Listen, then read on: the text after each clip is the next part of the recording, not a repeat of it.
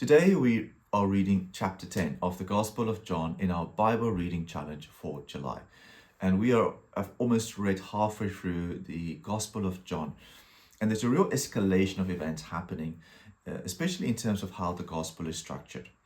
As a big portion of the Gospel is centered around the passion, the self-giving sacrifice of Jesus Christ on the cross for the sins of the whole world. In this chapter, we see how this is indicating towards that ultimate climax. And Jesus is asked the question, if you are the Messiah, why don't you just make it plain for us? The irony is that if Jesus was to say that he is, the religious leaders would still not actually believe it. And this becomes the theme that Jesus then makes some profound statements. One of which is this I am saying, equating himself to God. And he says, I am the good shepherd.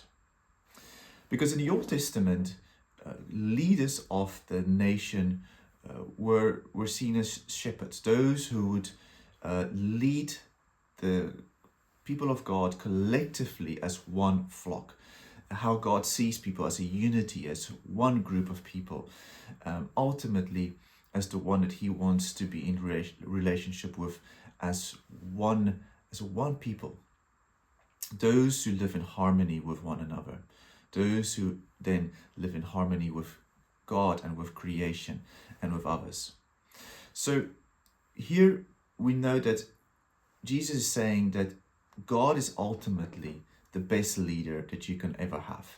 Referencing back to the time when God was leading his people through the desert, through the wilderness, and that amazing way of being a very clear signpost as to where people would go.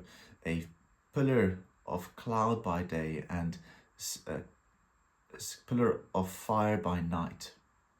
So here Jesus is saying, well, the works of the Father is so compassionate, so caring, so loving, that those who come to me, he will never lose. And if there's one thing we take out of this gospel, is that Jesus is flipping the whole system on its head. And he's saying that you as the sheep, I'm not out to exploit you or to use you. You are not disposable in God's economy. You matter. In fact, as the shepherd, I will sacrifice my life for you. I will give it up. And I am the gate that you can come through to experience a relationship with God and have eternal life. Have the fulfillment of the ultimate sense of meaning in life and life eternal. To again be in a place of unity and sustainability. In contrast to the fact that the religious leaders were not good shepherds. They were not willing to lay down their lives, and they just didn't want to believe because their idea of Messiah was not sustainable or coherent with the nature of God actually. And for us, we have to get to a stage, we have to get to that point where we acknowledge and see and listen to the voice of Jesus. And if we do, come to him.